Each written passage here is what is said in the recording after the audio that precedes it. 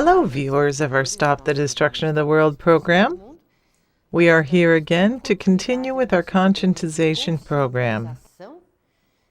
We want to help the most people possible to understand the main psychological and psychosocial causes of the destruction of our planet, society, and humanity as a whole, which we are witnessing. If we don't pay attention to the main cause of this destruction, we are continuing to the destruction. This is why we produce this program every week.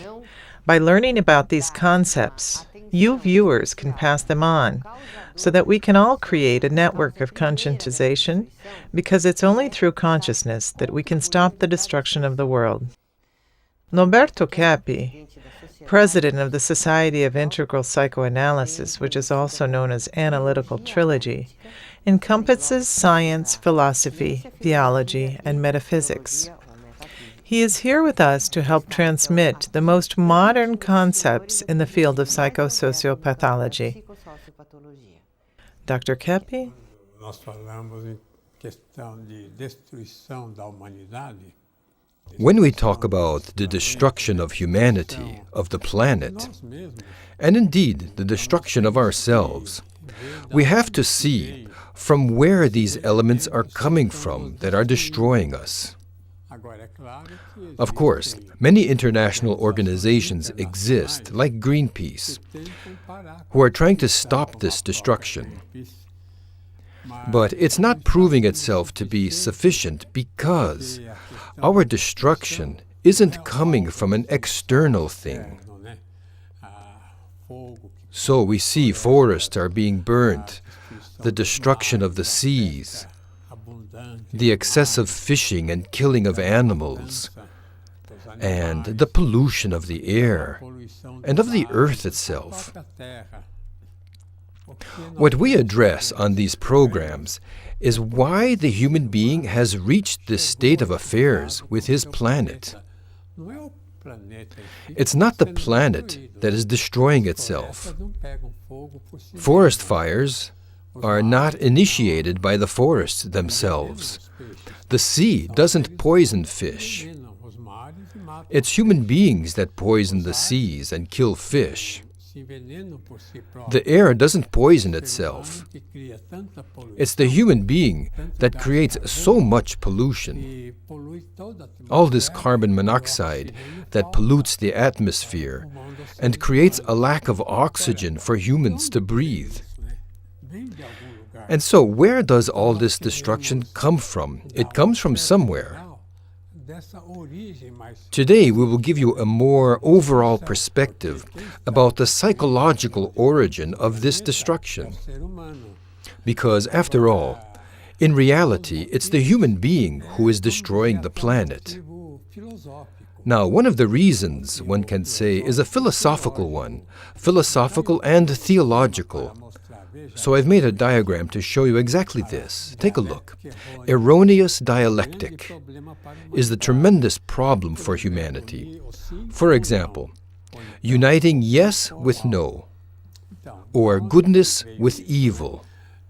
So where does this erroneous dialectic come from? We should remember that humanity's first religion came from Zoroaster in Persia.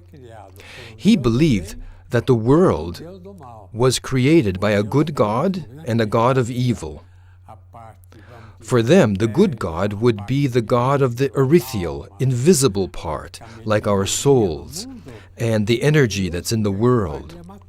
And Lucifer would be the God of the material world, our bodies, the trees, etc. This wrong idea is what led humanity to unite yes with no, as if they were two complementary entities, as if no were a complement of yes, rather than no being a rejection of yes, in the same way that evil is the rejection of goodness. So what is evil? It is the privation of goodness. Evil is not something complementary. It doesn't combine with goodness to form humanity, human beings. This idea obviously came from ancient theology. But even today, in the Jewish, Christian, and Islamic religions, this idea still exists, that evil has to be seen together with yes, or has to live together with goodness. Evil with goodness, the no with the yes. So let's take a look at another example here. Thirdly, that which exists together with that which doesn't exist. And what do I mean by this? That evil doesn't exist in and of itself. So what is evil? It's the lack of goodness. The individual is something good. The human being was created within goodness. So the human essence is goodness. It is truth, truthfulness. The human being's essence is aesthetical, beautiful. Like everything else that was created, our origin is beautiful, truthful, and good. What happened was that humanity created an inappropriate attitude, an erroneous thought.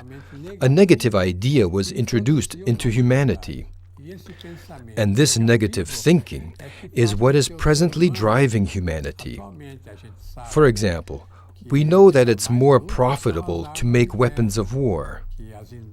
The industries that produce cannons, tanks, aircraft, warships are oftentimes the ones that financially sustain the richer nations.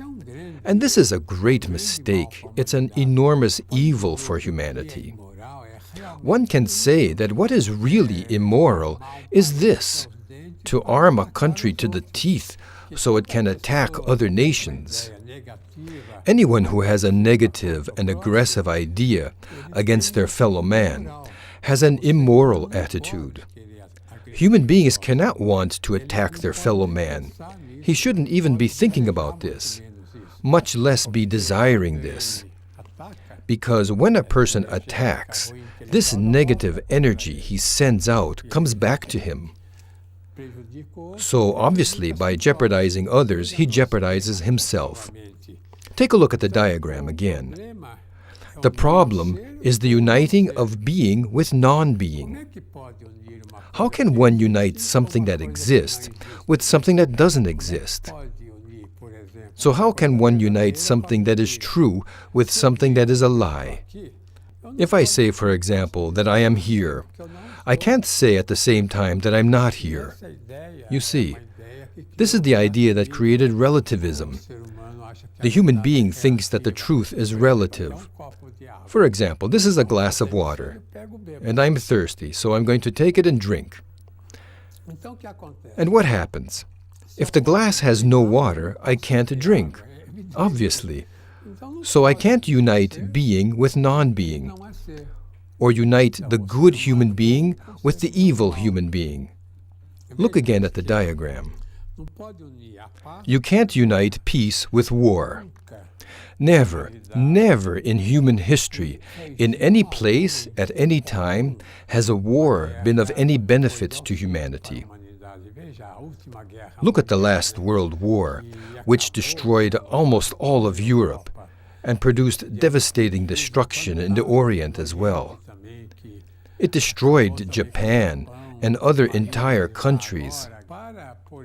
To return to what a country once was after a war takes years and years and years and years to do so. So it's useless to think that a war brings progress to humanity. What is negative will never improve what is positive. Of course, because it's always the denial of what is positive. Now take a look at the diagram again, uniting love with hate. Hate is the absence of love. Hate is an attack against love. For example, if a person has an attitude of hate, he is destroying. He's not destroying the affection he has. He's destroying the goodness he has in his life, which is by nature affectionate. And lastly, what have I written? Uniting consciousness with alienation. Sanity lies within consciousness, and sickness lies within alienation. Can you notice now that all the confusion that exists today is due to uniting what exists with its opposition with what doesn't exist? Now, I'd like to remind you of something. We can use the United States as an example, because they really lived an era of what is called positivist thought. During that time, many writers really emphasized that it was important for people to live within what is right, within what is positive, and to not accept what is negative. This philosophy brought great progress to that country. Up to the 40s and 50s, the growth was so great that it transformed that country into the most developed and progressive of nations. Now, what do these positivist people do? For example, they advise people not to enter into anything evil. I can give you an example. Take a look at what I wrote. At least one full day per week, one should make the effort to not look grumpy. You know, this sour, bummed-out look. Isn't this interesting? Because generally, people wake up already grumpy and are against life, against what they have to do, against what is good. So consider well, if you make an effort, at least once a week, to go about your day without being grumpy, this will result in an enormous impulse for you to develop your positive part and the goodness each one has. And at least by making your expression look pleasant, then deep inside you are putting yourself in a more agreeable disposition. And by doing this, the goodness comes up, the optimism. It's a great mistake to think that grumpiness will solve a person's problem. We'll be right back. Very soon. Even if we don't have a lot of consciousness, we can perceive that life is divine. We live in transcendence, whether we accept it or not. We still live in an earthly paradise, except we don't accept it.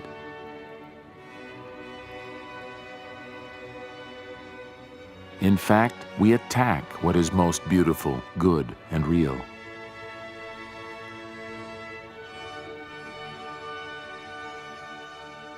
Consciousness of our envy and inversion will make it possible for us to return to this paradise we've abandoned. We don't need to build it. We just need to accept it. The Stop the Destruction of the World Association was created to bring about exactly this consciousness. We are working to return the world to goodness. Join us.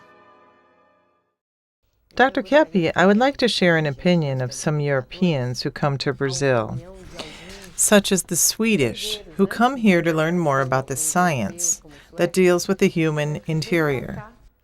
It's from our interior, our insides, that we are not only destroying ourselves, our health, and personal lives, but also our planet. How do we take measures to deal with this so we can transform it? In Sweden, there is a lot of concern about the preservation of nature. This is practically a religion for them. They are also traditionally in favor of peace, and they have a very progressive society. So it's interesting to see how intrigued the Swedish people are about your discoveries, so they can continue developing as a society in a healthy way and with the well-being of civilization in mind. Let's hear what they have to say.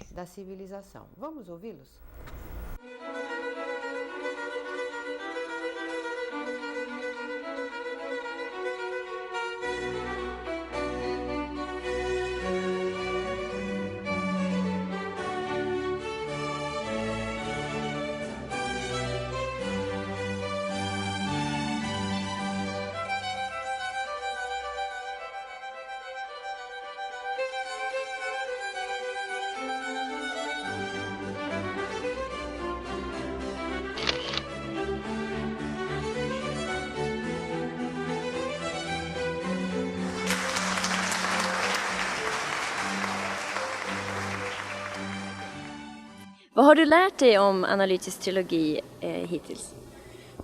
Hittills så är det att jag kan inte fly från vikten av att möta sig själv och inte fly från sig själv. Hur vidrigt det än är så är det enda vägen till att verkligen känna någon slags sann glädje med att leva och sin existens. Jag är här på kurs kan man säga. Förra året så läste jag en artikel i Svenska Dagbladet om integral psykoanalys. Det handlar väldigt mycket om medvetenhet om sig själv, medvetenhet om sina känslor och ett accepterande av det. Att man är bara människa med olika intentioner, olika avsikter och det är bara att acceptera som man är. Och genom det så utvecklas man som människa. Och hur skulle du kunna tillämpa det här på ditt liv hemma i Sverige?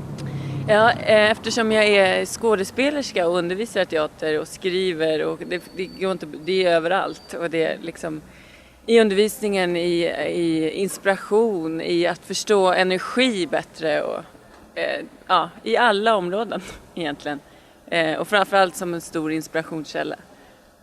Och förstå mig själv. För mig har det inneburit att jag har blivit mycket friskare. Jag har blivit av med en del av min astma och mina eksem. Och det kan jag ju berätta för människor jag möter. Hur en terapi inifrån psykisk hälsa påverkar fysisk hälsa. I think, Dr. Kepi, that preventative medicine is very important. People shouldn't only seek to cure themselves after they're sick. We can't say today that a person got ill with the flu or a cold only because of an external action that caused it. Illness is something that begins in the person's interior. It's a psycho-neuro-immune or psychoenergetic imbalance, a collapse that causes an increase in toxins, a collapse of our defense system that allows the illness to establish. But it's also important to see how to prevent illness, such as increasing and reinforcing the person's immune system, so that he not only cures himself of the illness he has developed, but also prevents new ones. Because this is what is ideal for everyone. Is this possible? Yes, it is. This is possible through dialogue, through interiorization, as you just saw the Swedes mentioning. One of the women said she had cured herself of allergies, eczema, and other things just through dialogue, through conscientization and interiorization. The society of the near future that is conscientized and interiorized will be able to save a lot of money, not only in medications, surgery, employee absenteeism, but also by improving human activities. We human beings always limit ourselves because we don't understand the real causes of our problems. We hear a lot today about stress. Everyone is talking about it. Now, thankfully, at least doctors are starting to recognize that the majority of illnesses are related to emotional issues. At least some doctors recognize this. But how do we treat the emotional life? This is the answer that is provided by integral psychoanalysis, or analytical trilogy, the science developed by a Brazilian psychoanalyst.